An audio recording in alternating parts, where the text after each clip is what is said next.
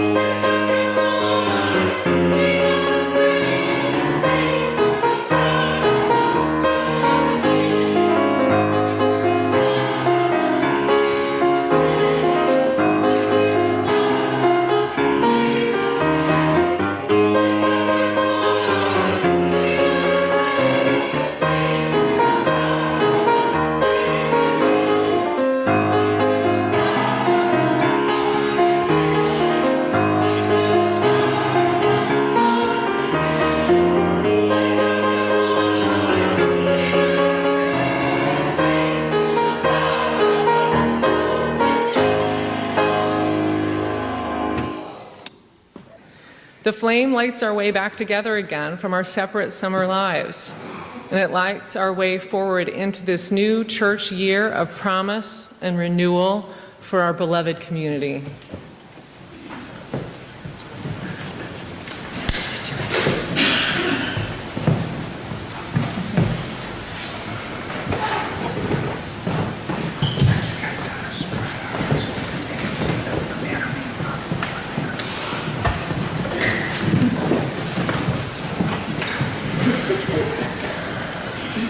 This morning's chalice lighting reading will be a call and response reading called Principles and Purposes for Us All. It's reading number 594 in your gray hymnal. But this chalice lighting requires a bit more explanation than usual. As we would normally do, I will read the first phrase and you will respond with the italicized phrase below it. Each call and response addresses one of the 7 UU principles. As each one is read, its new banner will be hung. And there's more.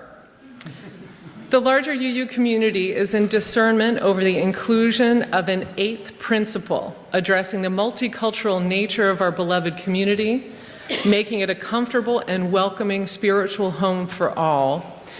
and dismantling racism in ourselves and in our world. We will include this 8th principle in our service this morning by adding an additional call and response phrase. Please pull the yellow page from your order of service.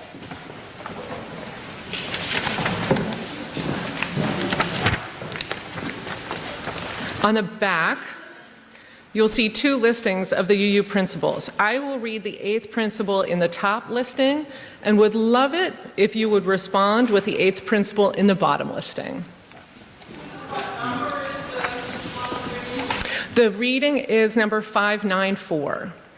Yep. Everyone got that? 594? Thanks, Carolyn. Okay. We affirm and promote the inherent worth and dignity of every person. We believe that each and every person is important. We affirm and promote justice, equity, and compassion in human relations. We believe that all people should be treated fairly. David, who's that?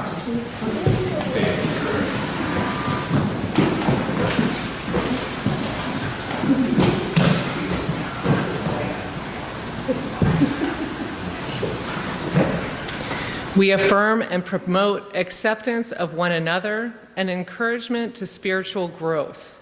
We believe that our churches are places where all people are accepted and where we keep on learning together.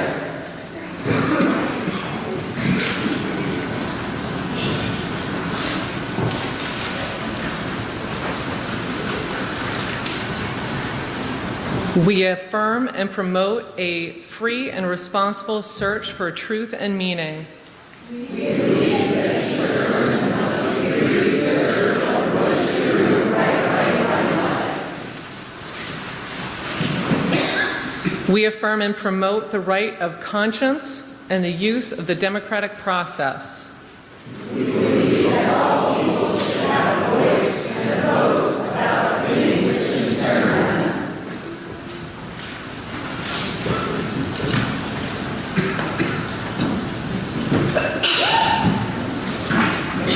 We affirm and promote the goal of world community with peace, liberty, and justice for all. We believe that we should work for a peaceful, fair, and free world. We affirm and promote respect for the interdependent web of all existence, of which we are a part. We believe that we should care for our planet Earth. And now, the 8th. We are journeying towards spiritual wholeness by working to build a diverse and multicultural beloved community that through our actions accountably dismantles racism and other oppressions in ourselves and in our institutions. We commit to work for fairness for all people.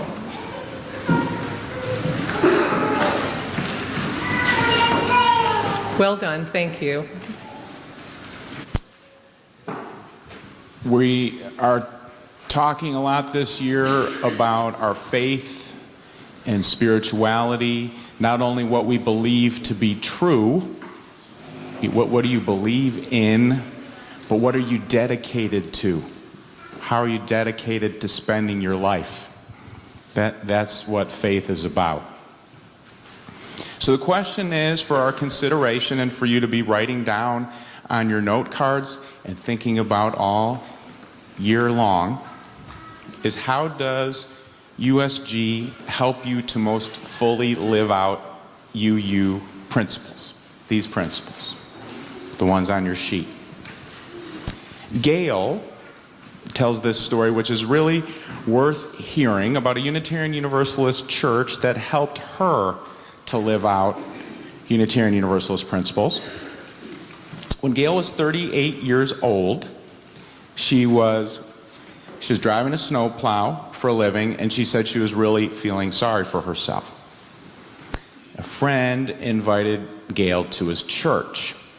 He said, "Our church is different." And Gail said, "Look, I know all churches are the same. You say that you are open, but you don't want queer folk at your church. Gail's friend said, I hear what you're saying, but believe me, our church is different. Our church cares about people, embraces diversity, and you, Gail, can be who you are at our church.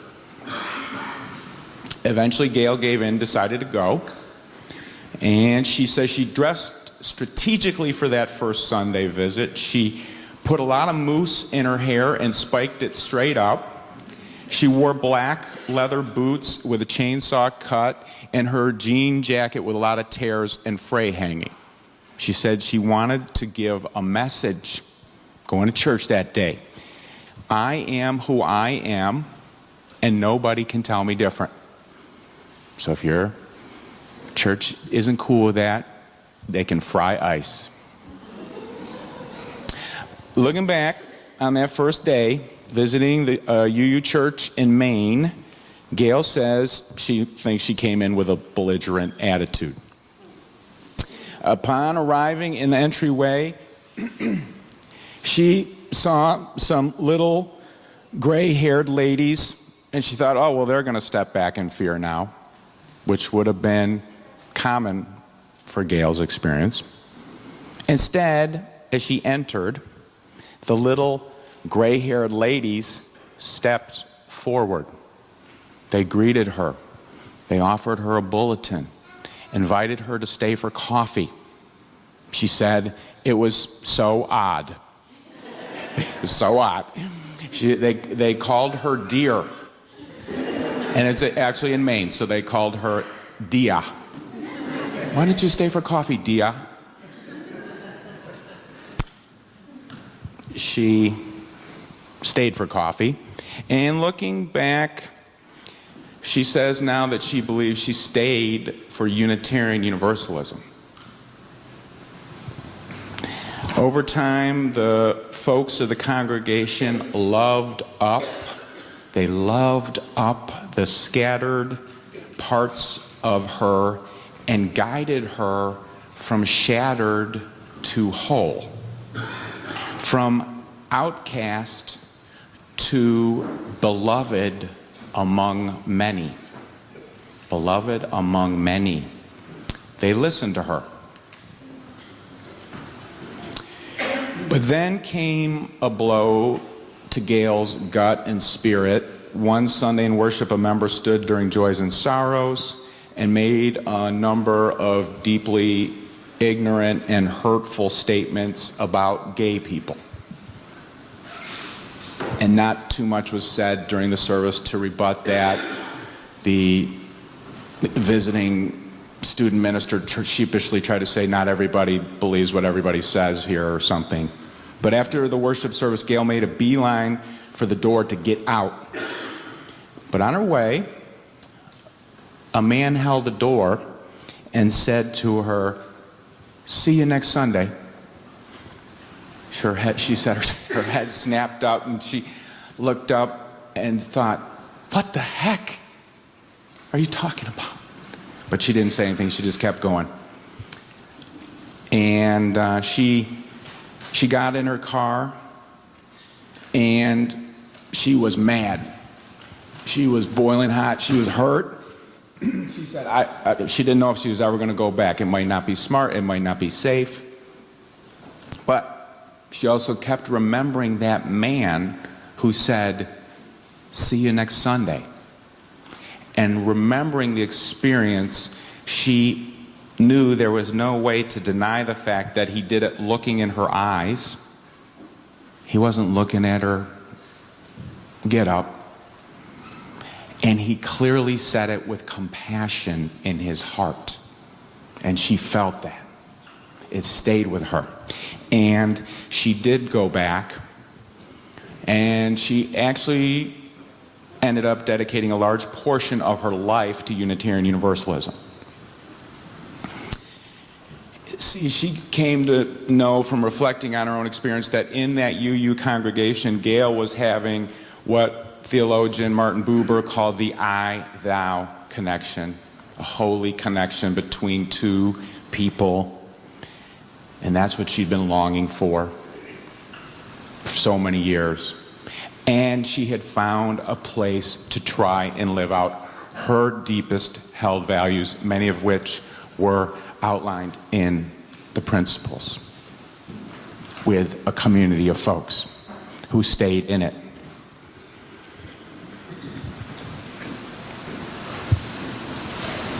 She said that she learned, wow, I never had this happen before in my life, but I learned, this is Gail saying, when things get tough, as they always do, we can breathe, stay with it, go to our spiritual practices. She had a book of poetry and songs that she went to many nights as a spiritual aid, first aid kit, spiritual practices first aid kit that kept her going. Do you have one of those? Because usually you need one if you're going to try and live these out, because it's not easy to live them out. If it was, a lot more people would do it. It gets tough. We all know. The main congregation went on to work together. She said it was remarkable. They did not dehumanize the people who were making objects of others. They didn't say, oh, here comes the homophobe. Everybody split up from coffee hour, here comes the homophobe. No, they didn't. She said it didn't happen. Everyone stayed committed to talking to each other, acknowledging the truth that everyone has inherent dignity and worth. That's powerful. That's tough stuff. The folks of the church went on to provide important pastoral and legislative ministries to gay folks in Maine. They came to know through their group experience what has been taught from the Hebrew prophets to Jesus to Gandhi to King. Hatred cannot be overcome with hatred. Doesn't happen. Only love can do that. That church was different. Gail says that church was committed to trying to make things right for everybody. And that's a story about Unitarian Universalist community working to lift up and live out principles of inherent dignity and worth of all people, spiritual growth, compassion, and justice. Okay, so kids, let me tell you, the adults can listen to this one as well, but this one's for the kids. Let me tell you about 10-year-old Unitarian Universalist Levi Draheim. Levi Draheim lives on the Florida coast, loves spending as much time in the ocean as he can. He gets in the water anytime he can. It says it helps him calm down. It's like a fish. What superhero is that? The UU World magazine ran an article explaining that what sets Levi apart from other kids in his home just south of Cape Canaveral, and what separates Levi from millions of other Americans, is the fact that he is suing the United States government. Okay? Levi's family is comprised of grassroots environmentalists who attend the Unitarian Universalist Church in West Melbourne, Florida. That's where they met Reverend Dr. Gregory Wilson, an organizer with the UU Ministry for Earth, an environmental justice group based on the 7th principle, respect for the interdependent web of life.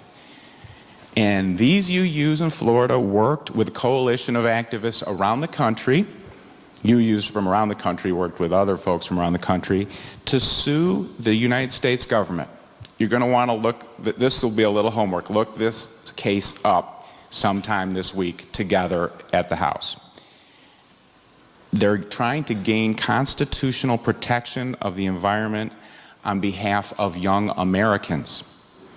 Levi, who regularly plants sea oats, cleans up beaches, and is homeschooled using a sustainable environmental curriculum, was a perfect fit to join with other kids from around the country.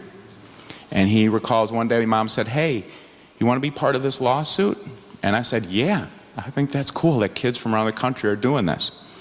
Levi says the adults have not stepped up enough to do the things needed to protect the environment. We can't vote. He's 10-year-old UU. So we're going to find another way to lean in ourselves and try and help the environment. The White House is very focused on this case. They've tried again and again to get it thrown out, including over the summer, but oral arguments were heard at a circuit court in July, and the case is going to trial in October. Good education and public witness happening at the very least. But actually, if they win the case, the U.S. government will be required to develop and implement a plan with the goal of stabilizing climate change by the year 2100, when Levi would be 92 years old. Okay, so check out Levi, because he's helping Unitarian Universalism, and Unitarian Universalism is helping Levi to live out the seventh principle with a healthy dose of the fifth principle, which is a robust democracy in our congregations and society at large. How does Unitarian Universalism help you to live out your UU principles and purposes? It doesn't have to be a big deal like a national lawsuit. A lot of times powerful stuff happens in regular lives. Edna came here in her 60s as a single woman who had just spent years caring for her elderly mother. After her mother died, Edna wanted to find a beloved community where spiritual growth and acceptance of others was alive. She found it. Jane came here as an atheist scientist, marine biologist. She added to our already exceptional tradition of researching and searching for truth and meaning, absolutely including science in our faith tradition. Yesterday, the teachers for the Children's Spiritual Development Program came together, and we have a wonderful assortment of teachers and a CSD committee and Ryan working this year for many wonderful things, including to help our kids learn about the principles and purposes. And what we were reminded of many times during the training was that when we open our eyes and our hearts, the kids of the church teach us. The kids of the church lead us many times in living out the principles and purposes. You know it's true. It's a beautiful thing. The kids teach us about anti-racism, anti-oppression, and multiculturalism. It's true. The kids of the church stop others from bullying in their neighborhoods or in their schools. The kids show us compassion. They show it to us if we open up. Now listen, you could be here for your second time. You could be here for your first time today. And you very well might teach us how to live out many of these UU principles and purposes. The people who have been here for a long time are not the be-all and end-all experts on the principles. That is not how it works in a living tradition of beloved community. We're all teaching and learning all the time when we're at our best. So you're going to take some time during the music. During Ryan's story, we're going to collect them up a little bit, but absolutely please, including the kids, take your cards. If you don't have a card, raise your hand or just rip off a piece of paper and write down, how does this place help you most fully live out these principles? Which is a historic ritual in this congregation and many other UU congregations around the nation and the world. Water is a sacred source. Not enough people have access to clean water, so we lift that up. I believe over 1 billion people do not have sufficient access to clean drinking water on our planet. And water is a symbol of how we're connected to each other. We need one another. So we're going to set up our table right here. and I'm going to invite you to come down the side aisles. Some brought water from an important place of your summer in a bottle, including your home or the pond a mile and a half from your home or someplace far away.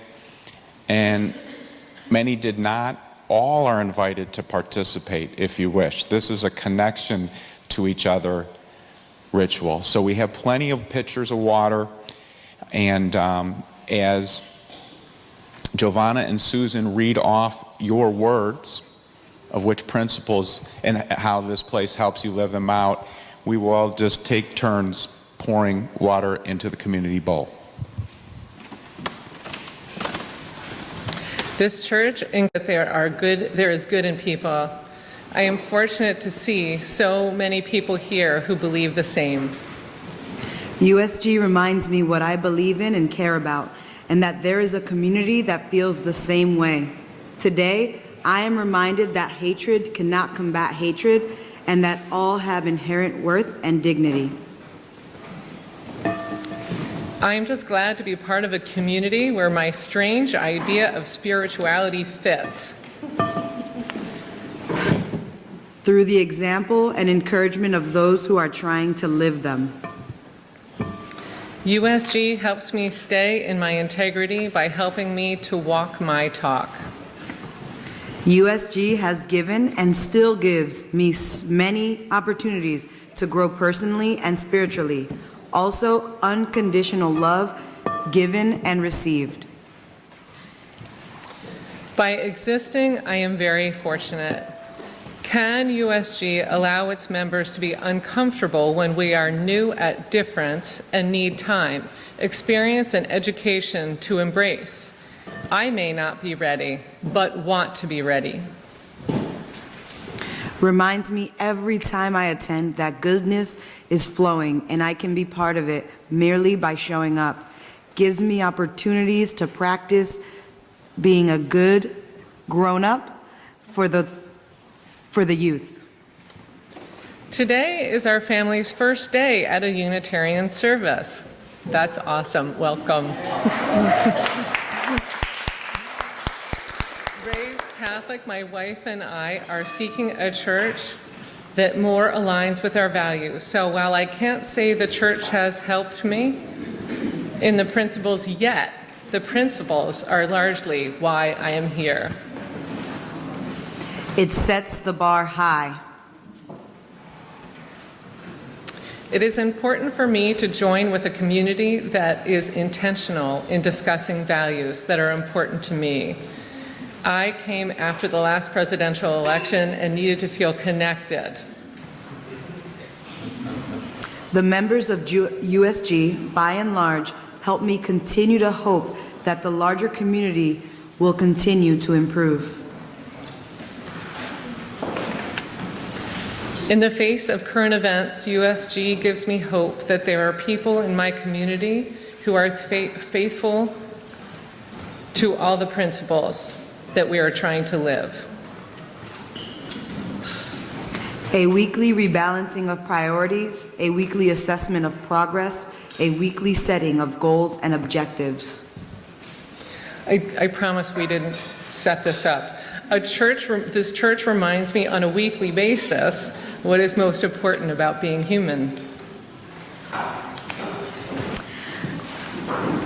My USG community is a healthy and joyful reminder that the worth and dignity of every person is alive in our world, and despite the daily doses of racism, hatred, and lack of empathy, we hear, see, and read. This one comes with a disclaimer that they didn't have a note card. It's fine. We're Unitarian. Write wherever you want. And it exclaims, community.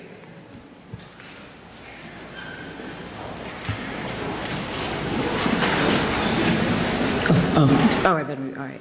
Helps me understand my unintentional acts that cause pain to others.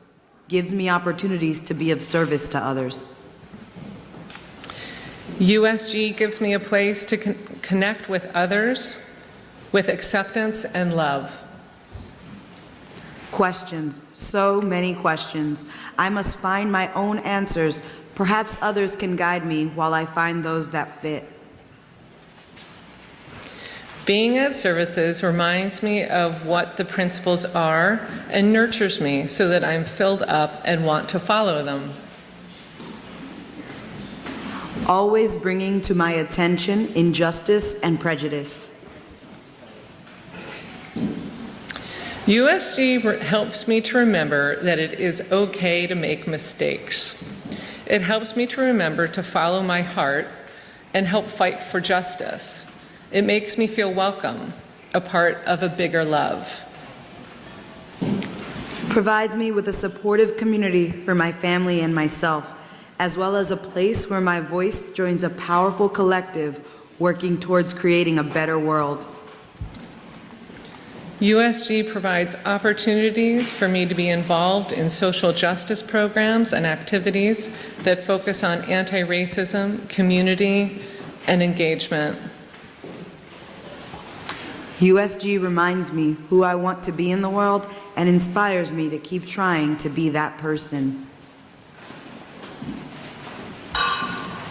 It helps reminding to be humble, not prideful, in fighting racism and homophobia. Community of social justice and peace. By the examples I see others setting in their actions and words, week after week.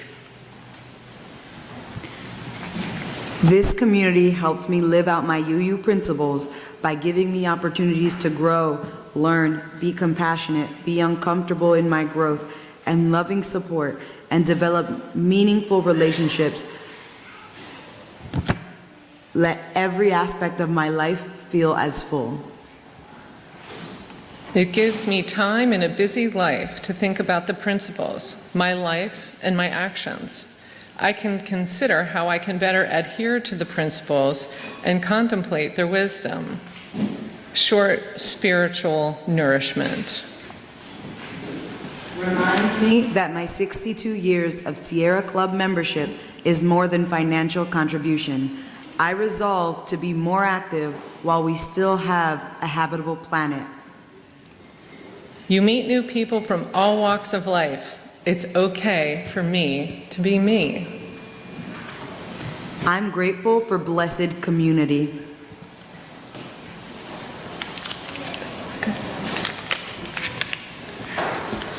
Through SGM and ERC, I've been challenged to examine my own assumptions and choices and their impact on the community. So we're going to bless the water now. Okay, thank you all for your contributions of your thoughts and your water. Water unites us. All water is one water, shape-shifting as it goes on in its unending cycle. The stream we gather by unites us with all of the waters of the world, for all of life depends on water. That's why this common everyday element on which our very lives depend is sacred. In our thankfulness for water, let us remember to honor, cherish, and care for it, for our own lives and for those who come after us. Blessed is the path on which you travel.